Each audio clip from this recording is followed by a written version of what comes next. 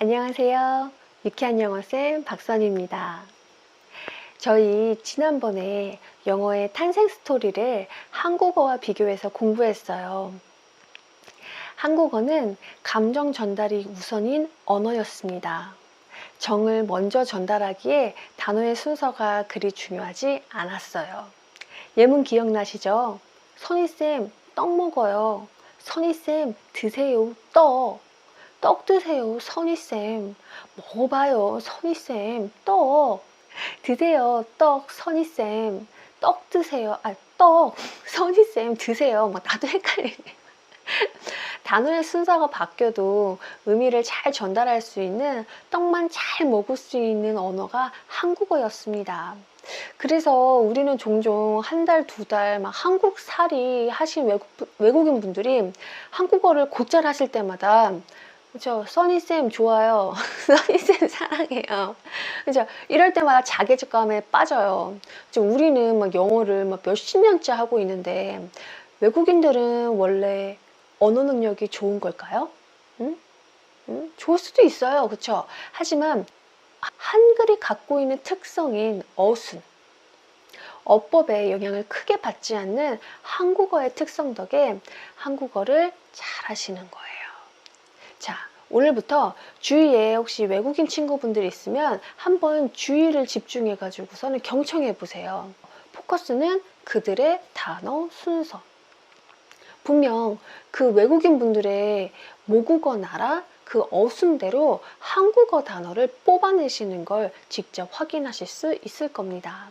자, 반면 영어는 그렇죠. 정보 전달이 우선인 언어였습니다.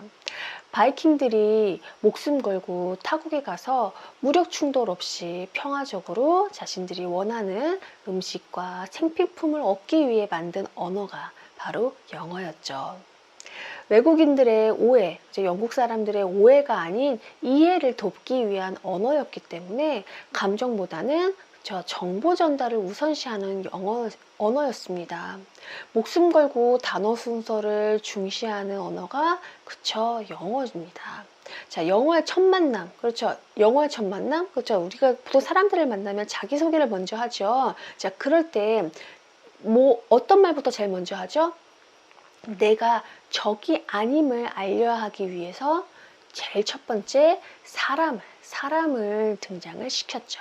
자, 여기까지가 지난 시간에 했던 내용이었습니다. 자, 그럼 유쾌한 써니쌤 두 번째 시간 영어 감잡기 프로젝트 차근차근 들어가 보죠. 영어 문법 누굴 위한 법일까요? 영어 문법 누굴 위한 법일까요? 오늘의 강의 제목이죠.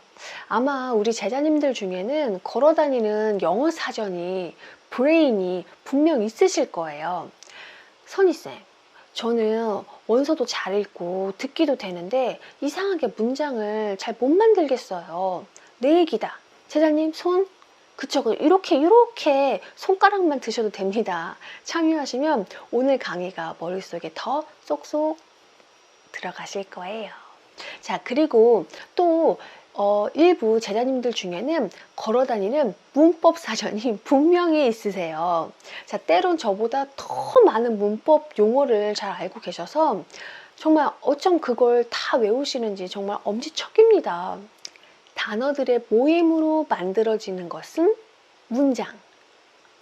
자, 문장은요, 이렇게 첫 번째는 명사, 두 번째 단어는 동사, 이렇게 와서요, 문장을 만듭니다. 자, 그런데 제자님들은 영어 공부하는 데 있어서요, 어떤 점이 가장 힘드셨어요? 저는 두 가지였었어요. 두 가지.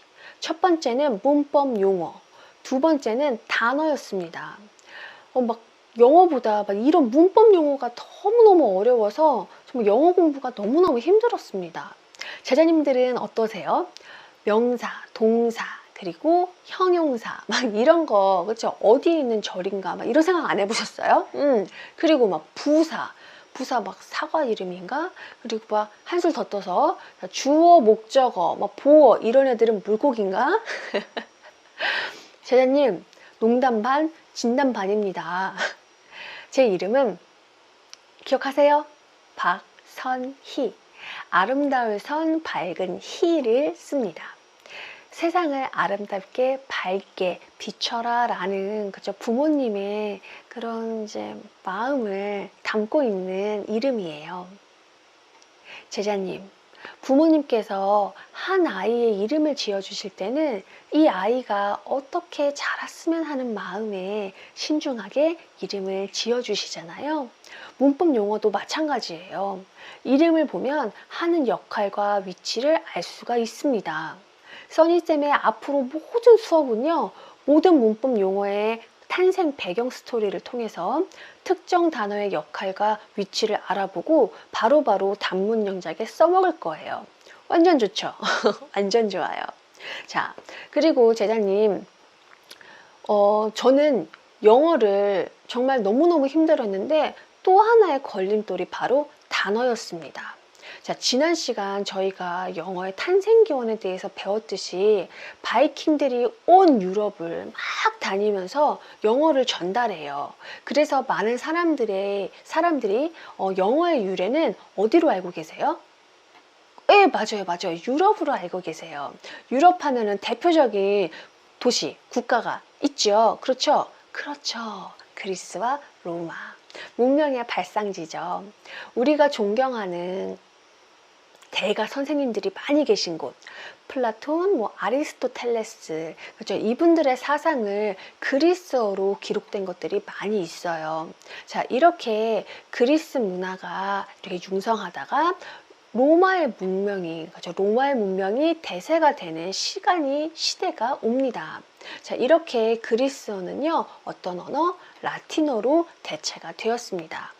자, 그런데 제자님들, 사람의 말이 아무리 시간에 따라서 유행에 따라서 변한다고 해도, 아니 어제까지 예를 들어서 맛있다를 사용해 왔는데 오늘부터는 미쳤다로 바꿔 쓰세요 이러면 이게 쉽게 말이 나와요?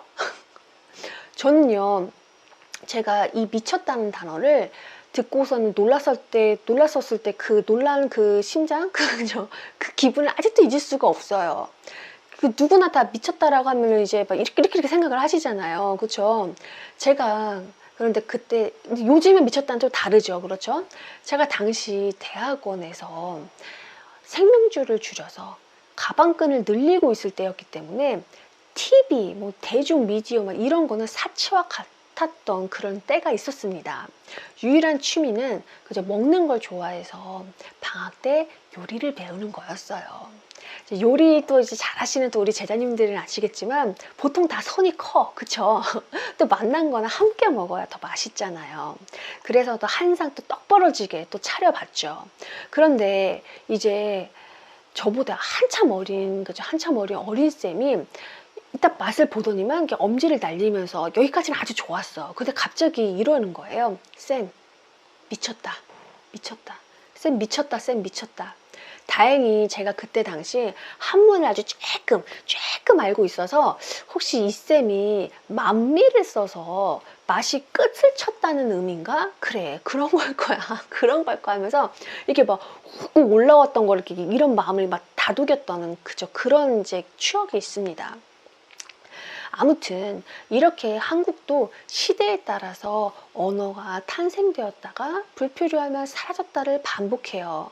물론 저처럼 새로 나온 단어도 이렇게 막 이 단어처럼, 그렇죠? 이 단어처럼 익숙하지 않아서 아예 안 쓰는 분들도 있고요.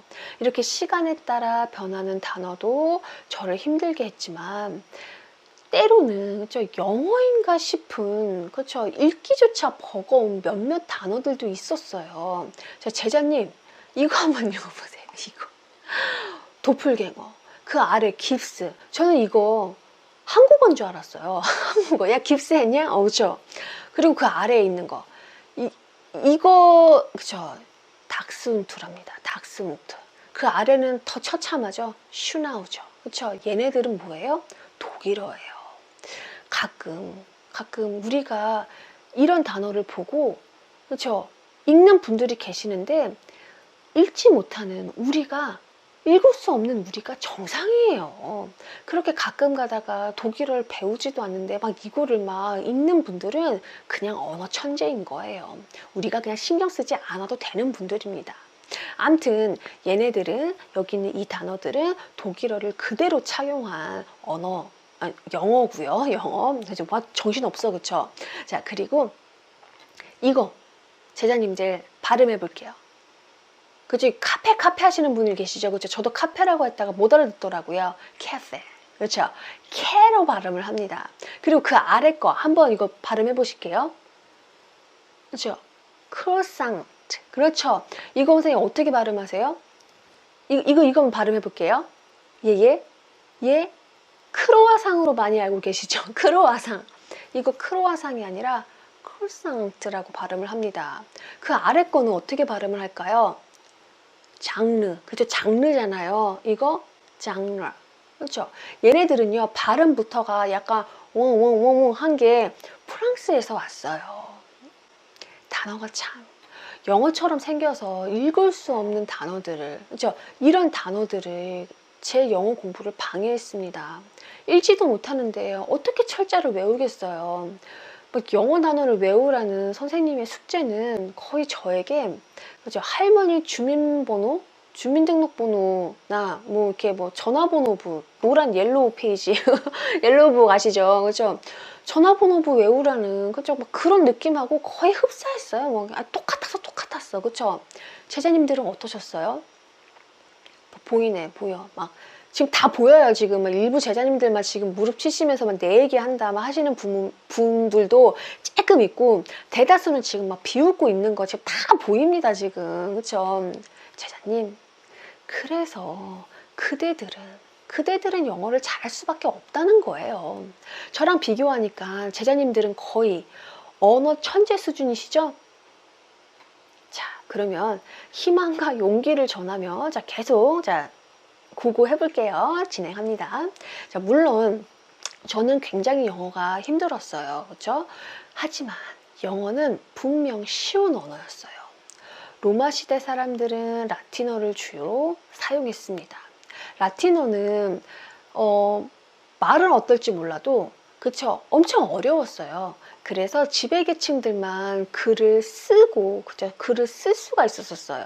그러면 평민들은 어떻게 했냐? 듣고 말하는데, 그래서 주로 라틴어를 사용했습니다. 이거 어디서 많이 들어본 얘기인 것 같아. 그쵸?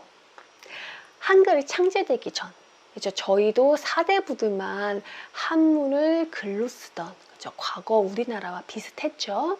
자, 유럽에 백길이 열리면서 무역이 활발해지던 시기, 어려운 라틴어는요, 멋져 보이긴 했지만 돈이 되지 않았어요.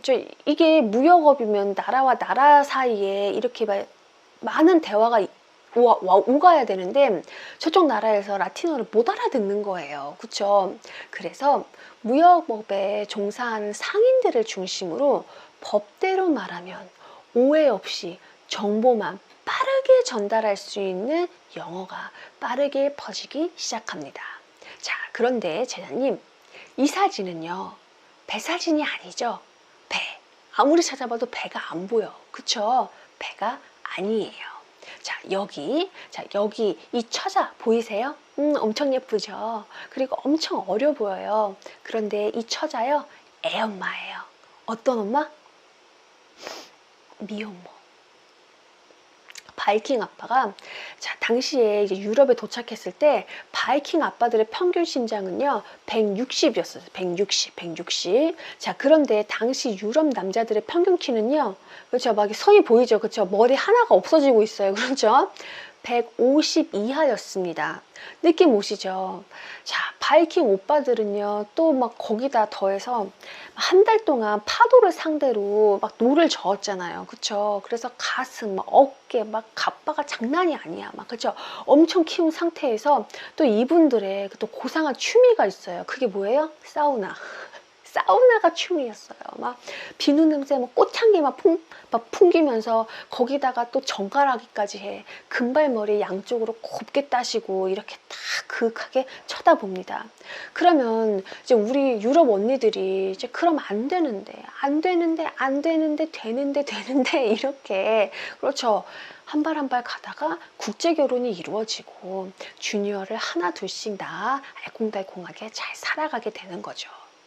자, 그때 그때 이 광경을 지켜보던 유럽 아빠들은 처자들의 아빠들은 어떻게 해서든지 저 바이킹 녀석들을 막 내쫓으려고 막 창하고 칼을 벼르고 있었어요. 그런데 이제 딱 가서 딱 그냥 바이킹 앞에 딱 가면은 옆에 바로 딸이 있고 그 옆에 또 손녀가 있고 막 그 바이킹 아저씨 막 아빠 쳐다보면서 막 웃고 있는데 어떻게 되겠어요? 그렇죠? 손에 들고 있던 창칼을 주면서 자 이걸로 사냥하시게 그죠? 사위 잘 있었는가? 막 이렇게 되는 거예요. 참 진짜 스마트한 바이킹이죠. 우리가 영화에서 보던 그분들이랑 뭐 역사가 다소 많이 다르죠. 자, 아무튼 이 바이킹 아빠들이 이런 한푼 없이 알거지에서 출발했지만 이 3년간 처갓댁의 도움으로 목표로 하던 식량과 생필품을 다 모으게 됩니다. 자, 다 모으면 느낌 오시죠? 우리나라에 막 선녀가 날아가는 막 그런 동화도 있잖아요. 그렇죠? 이별의 시간. 본국으로 노르웨이로 돌아가야 할 시점이 다가온 거예요. 자, 우리 바이킹 아빠들은 신사적이잖아요. 그래서 제안을 합니다. 여보, 여왕마마님, 제 식구들이 지금 노르웨이에서 눈만 끓여서 먹으며 저를 기다리고 있어요. 저 다음 주에 본국에 가는데 함께 가시겠어요? 자, 이렇게 제안을 합니다. 그럼 이제 우리 엄마들은 또 생각이 또 많아지죠. 그렇죠? 이게 또 갓난쟁이를 또 쳐다봅니다. 막 2살밖에 안 되는 막 이 갓난쟁이를 데리고 막 바다를 막 한 달 넘게 막 건널 생각을 하니까 막 눈앞이 막 깜깜한 거예요. 내가 아무리 남자에게 막 눈이 멀었어도 우리 갓난이도 있고, 그렇죠? 우리 엄마 아빠 두고 가면은 바다 건너서 가면 언제 다시 볼 줄 알고, 그렇죠? 그래서 현명한 또 유럽의 처자들이 또 얘기를 합니다.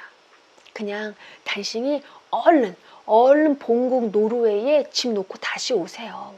그럼 우리 남편들 네 하면서 이 말을 남기고 떠나죠. See you later. See you later. 이때 이런 하얀 거짓말이 나오는 거예요. 하얀 거짓말. 제자님들도 다 동의하시죠? 우리 제자님들도 우리 박쌤 조만간 봐요 해놓고 1년이 뭐야, 그쵸? 막 10년 넘게 못 만나는 막 제자님들 계시잖아요. 근데 제자님 저도 할 말이 없어요. 할 말이. 자, 이렇게 우리 유럽 엄마들은 졸지에 미혼모가 됩니다. 자, 제자님들 생각을 해보세요. 미혼모의 삶을. 지금은 우리가 이분들을 돕는 착한 사람들, 그리고 기관들도 있지만 당시 사회 인식은 뿌리 깊은 편견과 차별로 미혼모 엄마들이 그 본국에서 살기가 많이 힘들었을 거예요. 그래서 우리 엄마들은 갓난이들을 딱 안고 선택합니다. 그 선택은 유랑이었습니다. 이렇게 유럽의 집시 문화가 탄생하게 된 겁니다. 자, 이분들이 유럽 전 지역을 돌아다니면서 영어로 된 노래와 말을 전하고 다녔습니다. 만약 영어가 누구나 규칙대로 단어를 나열해서 나열하면 말이 되는 언어가 아니었다면 제자님 이렇게 빨리 퍼져서 지금 전 세계의 모든 사람들이 쉽게 쓸 수 있는 공용어가 될 수 없었을 거예요. 영어는 이렇게 평민과 소외계층들에 의해서 먼저 사용되고 그리고 널리 전파되면서 많은 사람들이 정보 전달하는데 쓰게 됩니다. 근데 정보 전달하는데 이보다 좋은 언어가 없는 거예요. 그렇죠? 자, 그러다 보니까 영어를 못하면 무역업을 할 수가 없어요. 돈을 벌기가 힘들어지는 거죠. 그러니까 점차 지배층들도 사용하게 됩니다. 자, 근데 제자님들, 여기서 우리가 드는 궁금증이 하나 있어요. 우리는 그죠? 왜 이렇게 어렵게 영어를 배우고 있는지 이해가 잘 안 돼요. 그죠? 안 되죠? 네. 저도 이해가 안 갔습니다. 그래서 뼛속까지 이공계 헬렌이 다시 대학원에 들어갑니다. 어디? 영어 교육을 배우러 대학원에 들어갑니다. 외대를 들어가요, 외대를. 눈물을 흘리며 다시 배웠습니다. 얼마나 힘들었는지 막 20kg가 빠졌어요, 20kg가. 자, 근데 제자님, 영어 교육은요, 원래 영어를 잘하는 쌤들이 들어가는 학과예요. 저처럼 영어 무지렁이가 들어가는 곳이 아니에요. 그런데 써니쌤은 왜 뼈와 막 살이 내리는 고생을 하면서 전공을 바꿨을까요? 영어를 잘하고 싶었습니다. 영어를 정복하지 못하면 죽을 때까지 눈을 못 감을 것 같아서 저를 위한 영어 교수법을 찾기 위해서 떠난 혹독한 여정이었습니다. 그리고 찾았습니다. 여러분, 찾았어요. 영어를 가르치고 배우는 방법은 정말 많았어요. 정말. 우리가 영어를 못했던 건 우리의 잘못이 아니었습니다. 자, 그럼 선생님들의 잘못인가? 아니에요, 아니에요. 그 누구의 잘못도 아니었습니다. 우리가 학교에서 배우는 영어는 대다수의 학생들을 위한 교수법이었어요. 저처럼 영어 부지나 그죠? 소수를 위한 영어 수업이 아니었던 거죠. 그리고 모든 이제 교과서 맨 앞장을 보시면 그 과목을 공부하는 목적이 나와요. 영어 책에는 분명 우리나라의 방문한 외국인과 원활한 의사소통을 바탕으로 문화교류를 위한 뭐 이렇게 나왔던 걸로 저는 기억해요. 자, 그런데 우리의 목표는 사실 그렇죠. 취업을 위한 대학 진학이었기 때문에 아카데믹 잉글리시에 초점을 맞춰서 수많은 문제집을 풀었습니다. 자, 그 결과 우리가 어학연수라든지 종종 원어민 친구들 만나게 되면은 자, 그분들이 이런 말씀들을 하세요. 한국인 애들은 영어로 말도 못하면서 단어는 진짜 막 잘 안 쓰는 막 어려운 것만 골라서 막 쓴다 막 이런 말을 막 종종 하세요. 그런데 제자님, 이 말이 맞아요. 근데 아마 유학 다녀오신 분들은 아실 거예요. 토플 탭스는 대학 정보 원서에 단골로 나오는 단어죠. 근데 이걸 누가 배워요? 저희 나라는 저희 나라는 막 떨려 말도 막 헛나와. 뭐 초중고마 애들이 그렇게 탭스 막 배우잖아요. 그러니까 선생님들, 원어민 선생님들 입장에서는 놀랄 수밖에 없는 거예요. 자, 그리고 토익은 비즈니스 상황에서 접하는 단어들이 아주 빼곡할 겁니다. 자, 그래서 우리 제자님들이 정말로 하고 싶어하는 생활 영어는 다시 배우셔야 돼요. 자, 노여움을 금하시고 제자님들 look at the bright side. 긍정적으로 한번 봐요, 우리 정말 열심히 공부했잖아요. 잘하셨어요. 정말 박수 칩니다. 자, 이제 우리 제자님들은 감만, 느낌만 배우시면 돼요. 자, 생활 속에서 쓰는 단어는 아마 우리 여러분들 이미 많이 쓰고 계세요. 가장 쉽게 쓰는 거 뭐 있을까요? 버스에 타실 때 카드를 반드시 태그하셔야지만 페널티가 적용되지 않습니다. 막 이런 거 들어보신 적 있죠? 그쵸? 한국 다니면서 정말 가끔씩 이게 영어인가 한글인가 싶을 때가 있어요. 자, 그리고 우리 한국 사람들은 학교에 다니면서 듣기평가 공부를 하도 많이 해서 많이 들으니까 발음도 좋아요. 영어를 제2 외국어로 배우는 어느 국가 국민보다 발음이 정말 좋습니다.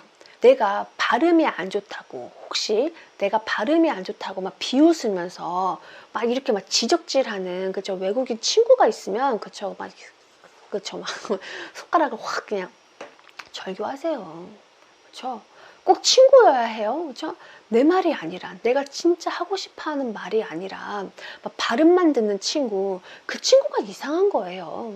그리고 진짜 친구 있죠? 진짜 친구는 제가 발음이 이상해도 찰떡같이 다 알아듣고 또 정정도 해줘요.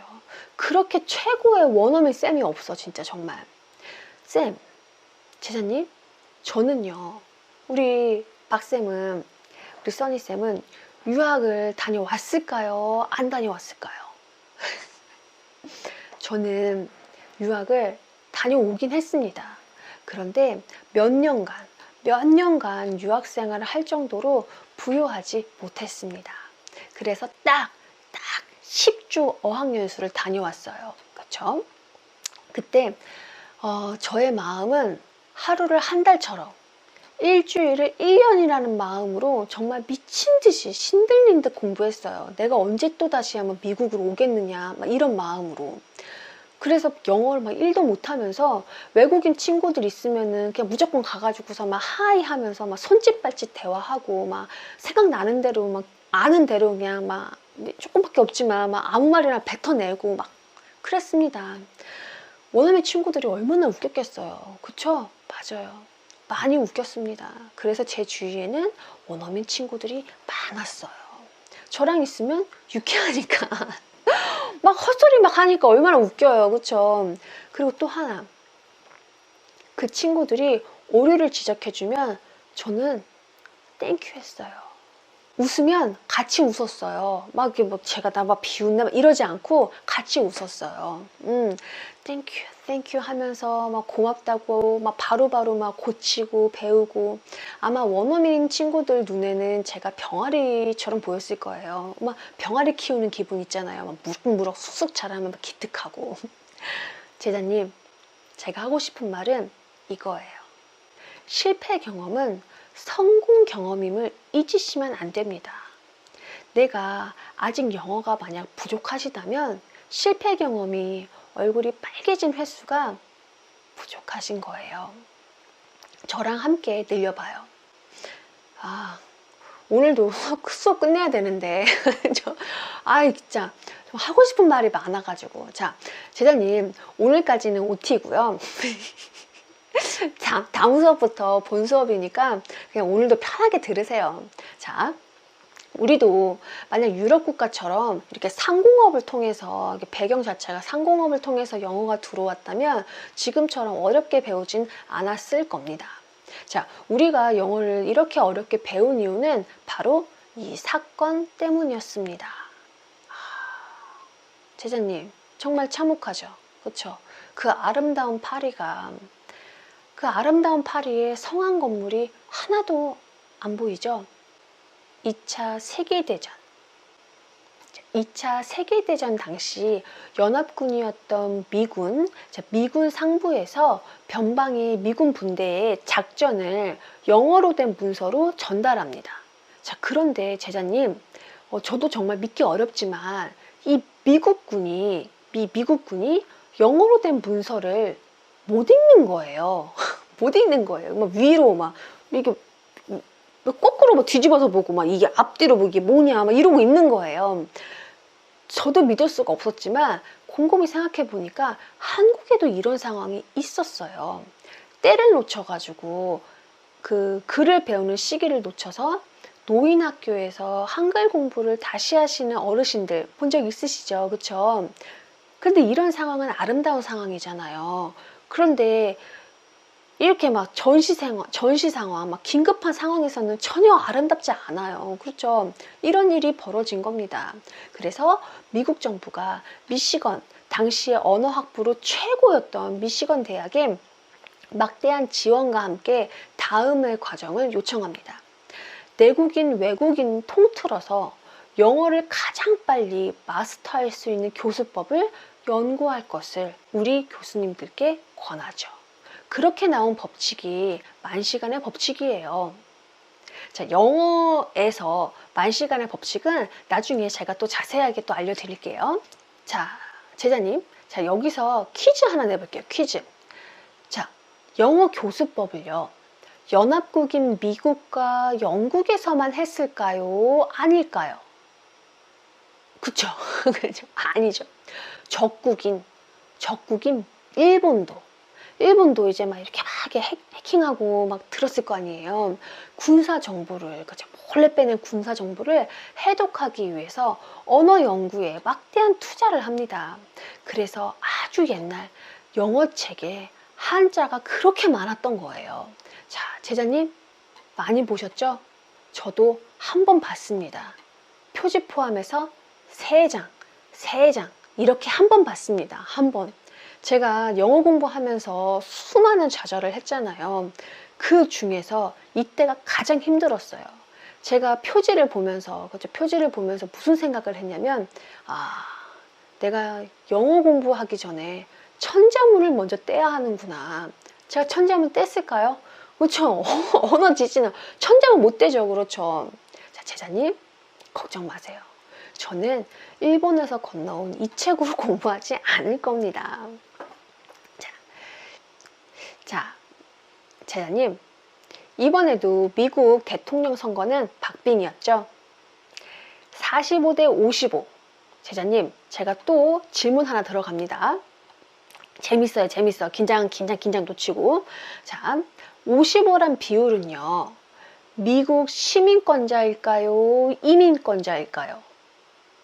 이민자일까요? 이민자. 네. 55%는 선거권이 없는 이민자들의 비율입니다. 그래서 미국을 이민자의 나라, 모두의 나라라고 부를 수 있다는 거죠. 자, 근데 이제 우리 제자님들 또 생각을 할 때예요. 그렇죠? 제 수업은 생각을 많이 하죠. 생각을 많이 해야 돼. 45%의 원어민들의 직업은 주로 전문직에 종사를 하고 있었어요. 반면 55%의 이민자들은 전문직에 종사하고 싶어도 아무래도 모국어가 영어가 아니다 보니까 식당이나 상점, 이렇게 서비스업에 종사하시는 분들이 많이 계셨습니다. 자, 그러다 보니 원어민 입장에서는 식당에서 밥을 한 끼 주문해서 먹으려고 해도 식당에서 장을 보고 그 넓은 미국 대륙을 다녀야 되니까 차를 구입하는 등의 일상생활을 할 때 불편함이 이만저만이 아닌 거예요. 왜요? 계속해서 서비스업에 종사하고 계신 이민자 분들과 만나게 돼야 되니까요. 그쵸? 그때마다 의사소통을 해야 하는데 우리 네이티브들이 어려움을 느끼게 됩니다. 그래서 거의 모든 미국권 전역에 랭귀지 스쿨이 그렇게 많은 거예요. 자, 그리고 이 문제를 국가적으로 해결하기 위해서 초기 영주권자들에게 잘 적응하시라고 도시마다 다르긴 하지만 약 6개월에서 1년간 무상 또는 일부 부담으로 랭귀지 스쿨 시스템을 제공하고 있습니다. 유쾌한 써니쌤은요, 이분들이 배우는 생활 영어를 배울 거예요. 어떻게? 언어와 영어 교육 분야에서 최고로 유명한 석학들이 공식적으로 인정한 17개의 교수법을 근간으로 모든 수업을 만들어낼 겁니다. 자, 우리 제자님들과 과학적으로 즐겁게 영어 공부하기 어때요? 좋죠? 저도 좋아요. 제자님, 영문법은요, 이렇게 모국어가 아닌 외국인, 그죠? 저희들을 대상으로 해서 쉽게 영어 배우고 쓰세요 라는 취지로 만들어졌어요. 영문법은 누굴 위한 거다? 외국인, 나를 위해서 만들어진 법이 영문법입니다. 너무 고맙고 감사하죠? 영어는 규칙대로 단어를 나열하면 말이 되는 언어랍니다. 제자님, 성공적인 내 삶을 위한 도구인 영어. 법대로 단어를 나열하면 말이 되는 영어.